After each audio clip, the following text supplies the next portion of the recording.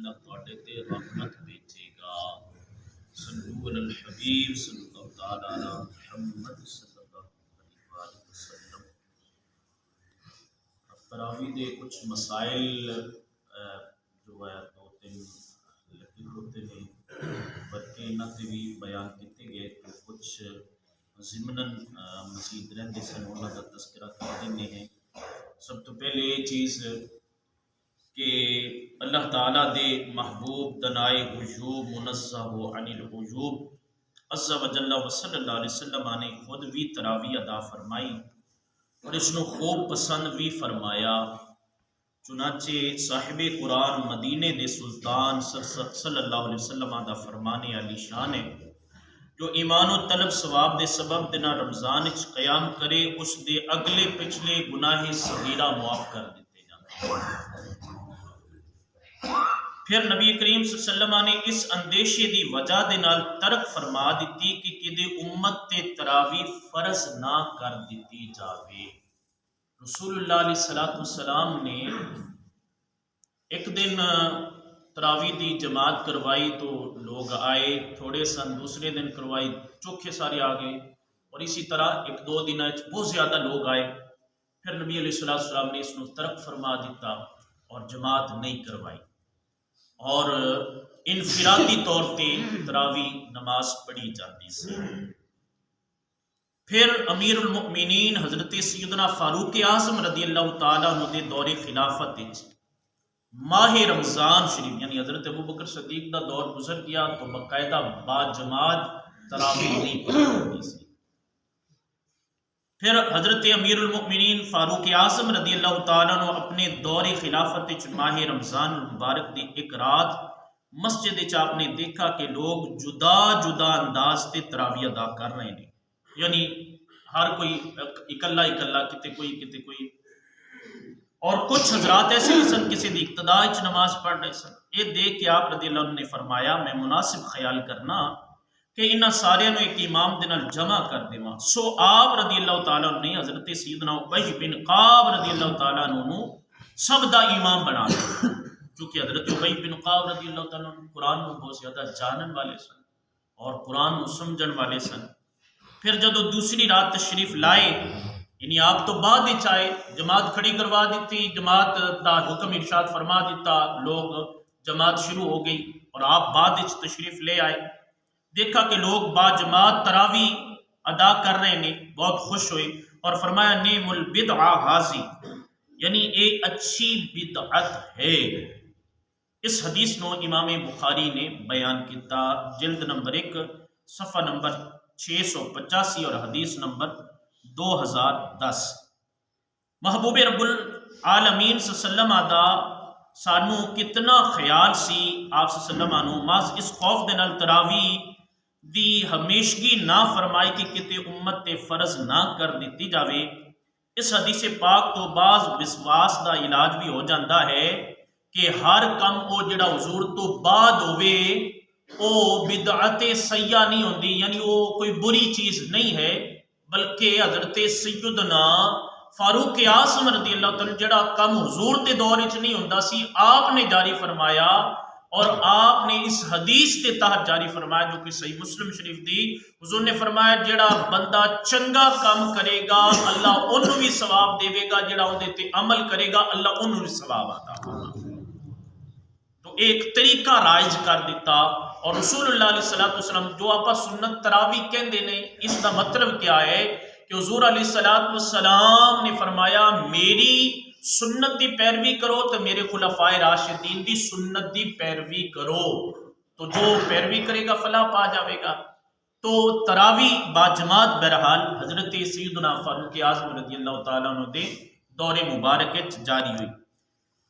تراویح ہر عاقل بالغ اسلامی بھائی اور اسلامی بہن لئی سنت موقدہ ہے، اس دا ترک جائز نہیں۔ تراویح دی 20 رکعتاں نے سیدنا فاروق اعظم رضی اللہ تعالیٰ دے عہدے چ یعنی زمانہ اقدس وچ 20 رکعتاں ہی پڑھیاں جاندیاں سن۔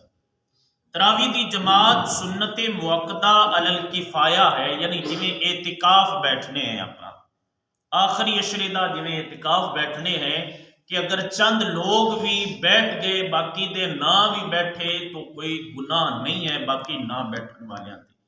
اگر مسجد دے سارے لوگاں نے تراوی دی جماعت چھوڑ دیتی تو انہوں نے برا کیتا، اور اگر چند افراد نے باجماعت پڑھ لی اور باقیاں نے اپنے گھر چ پڑھی یا کتے ہور انہوں نے جانا سی اور وہ بعد چ پڑھ لی، ان کوئی حرج نہیں ہے، انہوں نے ملامت بھی نہیں کیتا جاوے گا، بلکہ جو ملامت کرے گا کہ فلاں نے جماعت کیوں نہیں پڑھی وہ خود گناہ گار ہے، کیونکہ اس چیز کی طرف لے کے آ رہا ہے جس دا شریعت نے حکم ہی نہیں اس نے دیتا، اور خود اپنے کو فتوے جاری کر رہے ہیں کہ فلاں نے جماعت نال نہیں پڑھی۔ اور حسن ظن رکھنا چاہیے کہ اگر کوئی جماعت نال نہیں پڑھ سکا، ہو سکتا ہے اس نے گھر جا کے پڑھ لی ہوگی، کوئی اس نو مطلب کہ کوئی طبیعت کوئی نساز ہوئے یا کوئی بھی ہوئے، تو اسی کسی دے متعلق بدگمانی اور بدزنی بھی نہیں کرنی چاہیے ہے۔ جدو کہ تراوی دی جماعت سنت موقدہ علل کفایہ ہے کہ چند ایک لوگوں نے ادا کر لی جماعت نے تو ٹھیک ہے، باقی نہیں بھی کرے، لیکن اے ضرور ہے کہ وہ پڑھیں صحیح، اے نہیں ہے کہ جناب جی مسجد بھی نہ پڑھی اور گھرے جا کے بھی نہ پڑھی۔ تو بہتر ہے کہ جتھے بدگمانی نہ کرن دا سن حکم دیتا گیا ہے اتنے یہ بھی ہے کہ 20 رکعتاں پوریاں پڑھیاں جاویں۔ اگر تسی مسجد وچ نہیں پڑھ سکتے ہو، کسی مجبوری دے تحت نہیں پڑھ سکے ہو، کوئی پریشانی کوئی معاملات ہے، تسی گھر وچ ہو اور اتھے جا کے پڑھو۔ اور تراوی دا وقت عشاء دے فرض پڑھن تو بعد تو لے کے صبح صادق تک ہے، جدو تک سحری دا ٹائم ہے ادو تک اے ٹائم ہے، اس وقت تک تسی تراوی پڑھ سکتے ہو۔ تو عشاء دے فرض ادا کرن تو پہلے اگر پڑھ لے تو پھر نہیں ہوئے گی، البتہ عشاء دے فرض پڑھن تو بعد سحری دے وقت بھی اگر کوئی پڑھتا ہے جائز ہے۔ فتاوی عالمگیری عشاء دے فرض وطر دے بعد بھی تراوی پڑھی جا سکتی، اگر کسی نے عشاء دے فرض بھی پڑھ لے وطر بھی پڑھ لے اس تو بعد اگر کوئی پڑھے گا پھر بھی جائز ہے۔ اگر وطر پہلے پڑھے گئے تو پھر بھی کوئی حرج نہیں، تو پھر بھی پڑھی جا سکتی، جیسا کہ بعض اوقات 29 نو رؤیت ہلال دی شہادت ملن وچ تاخیر دے سبب ایسا ہوندا ہے کہ فرض اور وطر پڑھ لیے جاندے نے، تراوی دا انتظار کیتا جاتا ہے، اور بعض اوقات چند نظر نہیں آتا تو پھر بعد وچ پڑھی جاندی۔ مستحب یہ ہے کہ تراوی وچ تہائی رات تک تاخیر کرنی چاہیے، یعنی ادھی رات تو بعد پڑھیں پھر بھی کراہت نہیں ہے۔ تراوی اگر فوت ہو جاوے تو اس کی قضا نہیں ہے، کیونکہ قضا فرض دی ہے یا واجب دی ہے۔ بہتر یہ ہے کہ تراوی دی 20 رکعتاں 2 کر کے 10 سلام دے نال پڑھیاں جاویں۔ تراوی دی 20 رکعت اگر ایک سلام دے نال بھی کوئی پڑھدا ہے تو پھر بھی جائز ہے، مگر ایسا کرنا مکروہ تنزیہ ہے، یعنی گناہ تو نہیں ہے لیکن ناپسند اس نے فرمایا۔ ہر 2 رکعت تے قاعدہ کرنا فرض ہے، ہر قاعدے چ التحیات تو بعد درود شریف بھی پڑھے، تاک رکعت یعنی پہلی تیسری پنجویں وغیرہ ثنا پڑھے، اور امام تعوذ و تسمیہ بھی پڑھے۔ تو لہٰذا اس طرح دے نال اگر کوئی تراوی پڑھتا ہے اس سے جائز ہے، اس دے نال کوئی ایسا نہیں معاملہ۔ تو اسی طرح دے نال بلا عذر تراوی بیٹھ کے پڑھنا مکروہ ہے، بعض فقہا فرماتے ہیں کہ نہیں ہوندی، لیکن اگر کوئی بیٹھ کے تراوی پڑھے گا تو بہرحال اس کی تراوی ہو جاوے گی۔ تراوی مسجد جماعت ادا کرنا بڑا بہتر ہے، اور اگر گھر جماعت ادا کیتی تو پھر بھی کوئی حرج نہیں۔ نابالغ امام دے پیچھے صرف نابالغان ہی تراوی پڑھ سکتے ہیں، بالغ دی تراوی بلکہ کوئی نماز بھی حتیٰ کہ نفل نماز بھی نابالغ دے پیچھے نہیں ہے۔ تراوی پورا کلام اللہ شریف پڑھنا اور سننا سنت موقدہ ہے، اگر ایک لفظ بھی ایک حرف بھی اگر قرآن پاک دا رہ گیا یا غلط پڑھا گیا، اس کو صحیح نہ پڑھا تو بہرحال سنت موقدہ والا سلسلہ نہیں ہوئے گا، وہ پورا قرآن اس کو پڑھا جانا نہیں کہا جائے گا۔ ختم تراوی 3 باری کل شریف پڑھنا مستحب ہے، کیا گیا نیز بہتر ہے کہ ختمے دے دن پچھلی رکعت الف لام میم تو لے کے مفلحون تک پڑھا جاوے۔ اگر امام صاحب کو کوئی غلطی یا ایت یا سورت چھٹ جاوے اور اگے بڑھ جاوے تو مستحب یہ ہے کہ اس نے پڑھ کے پھر اگے بڑھا جاوے۔ یہ تراوی دے کچھ مسائل سن جنہاں نوں اسی ذکر کیتا سنا۔ تو بہرحال جو دوست 8 تراوی پڑھتے، ساڈے بعض ایسے نے اہل سنت و جماعت دے ساڈے ہی دوست نے 8 پڑھ کے تے جناب چلے جاندے نے، اگر وہ 8 پڑھتے باقی دیاں گھرے جاتے پڑھتے ہیں بہتر ہے، اچھی بات ہے۔ کوئی حرج نہیں ہے، لیکن اگر وہ 8 ہی پڑھتے تو پھر جناب جی چھٹی کر جاندے نے، یہ نامناسب چیز ہے کہ اسی آکھیے اہل سنت و جماعت کا نام بھی لئیے تے نال اسی 8 بھی پڑھیے تے نال جناب جی دوسریاں دے نال بھی چلیے، اور نہیں جی بعض تا علماء یا وہ بھی تا عالم ہی ہیں جڑے 8 پڑھتے پے، تو بھئی ایک پاسے رہے، یا تو اہل سنت لے لے تے پھر یا پھر دوسریاں لے لے، ایک پاسے رہے، ایک کشتی تے سوار ہو ساریاں تے نہ ہو، وگرنہ نہ ادھر دا رہے گا تے نہ ادھر دا۔ لہٰذا جو ہیں اس لحاظ نال اپنی زندگی گزار، اور جس امام کا مقلد ہے اسی دی تقلید کر۔ تو 8 جڑے دوست پڑھتے نے، اگر وہ مسجد 8 پڑھ کے باقی جاتے گھر پڑھتے نے تو کوئی انہاں تے قدغن نہیں ہے، نہ انہاں نو ملامت کیتا جاوے، اور اگر کوئی کرے گا تو خود گناہ گار ہوئے گا۔ البتہ جڑے 8 پڑھ کے بعد اس وطر پڑھتے ہیں جا سو جاندے نے، ویسا نہ کیتا کرو میرے محترم اسلام بھائیو۔ اسی یہ سن چکے کہ حضرت سیدنا امیر المومنین فاروق اعظم رضی اللہ عنہ دے دور وچ کنیاں تراویحاں پڑھیاں جاندیاں سن؟ کنیاں؟ جی بولو، 20 رکعت پڑھیاں جاندیاں سن۔ اج بھی مکہ تے مدینے دے اندر 20 پڑھیاں جاندیاں، اوتھے 8 نہیں پڑھیاں جاندیاں۔ باقی ساریاں دلیلاں مکے تے مدینے چوں لئیاں جاندیاں نے، لو جی اوتھے صلاۃ نہیں ہوندی تے اوتھے فلاں نہیں ہوندا، اوتھے فلاں نہیں ہوندا، تے جڑی اوتھے شے ہوندی بھی او تاں اون دے تے عمل کر لو نا۔ اوتھے تاں 20 پڑھیندیاں پیاں، تسی بھی 20 پڑھ، تے اوتھے ولد ضالین پڑھا جا رہا ہے، تسی بھی ولد ضالین پڑھ، بلکہ پوری دنیا چ ولد ضالین پڑھا جا رہا ہے، صرف پاک و ہند وچ ہے جتھے قرآن نو غلط طریقے دے نال جناب جی دعاد نو زواد کر کے پڑھا جا رہا ہے۔